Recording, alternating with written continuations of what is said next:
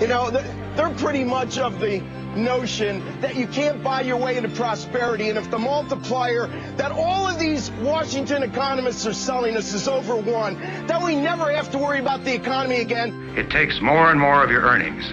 It slowly but surely destroys individual initiative and responsibility. Government must draw its strength from the people, and as it drains away this strength, it must inevitably undermine the foundations of self-government. I ask you to join me in helping restore the individual freedoms and initiatives this nation once knew.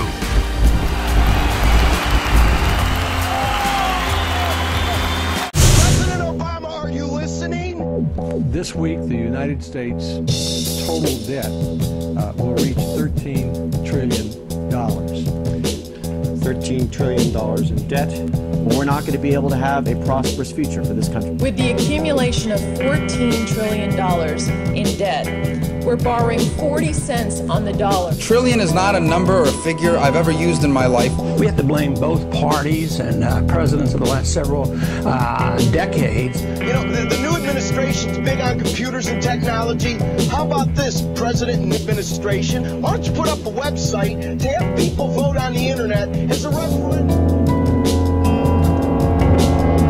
Very easy at this point, Charlie, to imagine worst case scenario for Bear Stearns or any version of lousy case scenario. Breaking news here. Stocks all around the world are tanking because of the crisis on Wall Street. I take full responsibility. I take full responsibility. I take full responsibility.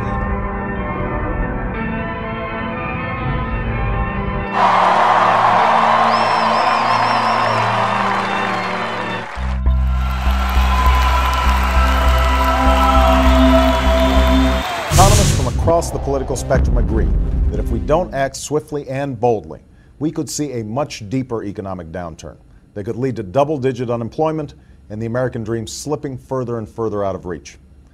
That's why we need an American recovery and reinvestment plan that not only creates jobs in the short term, but spurs economic growth and competitiveness in the long term.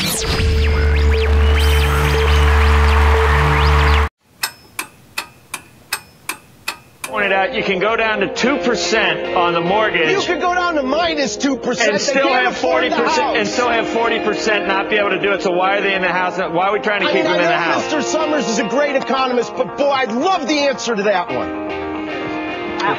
Jason, Jason, you want to? We're thinking of having a Chicago Tea Party in July. All you capitalists that want to show up to Lake Michigan, I'm going to start organizing.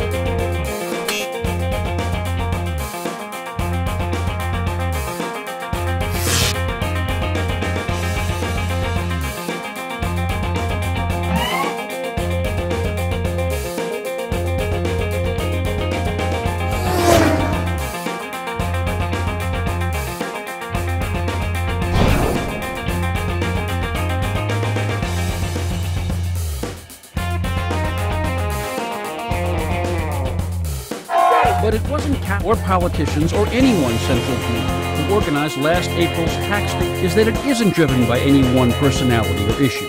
There's no list of members or chaplains. Best guess is that several 100,000 participated in one or more of the protests last year. There's no one office or figure who speaks for the movement. Why think you've gone back? Because this wouldn't have happened without Women Involved.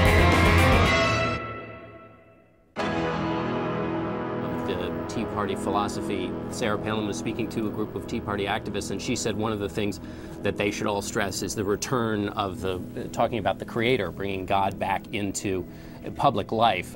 So that isn't listed as one of the tenets. So where does that fall in terms of the Tea Party philosophy?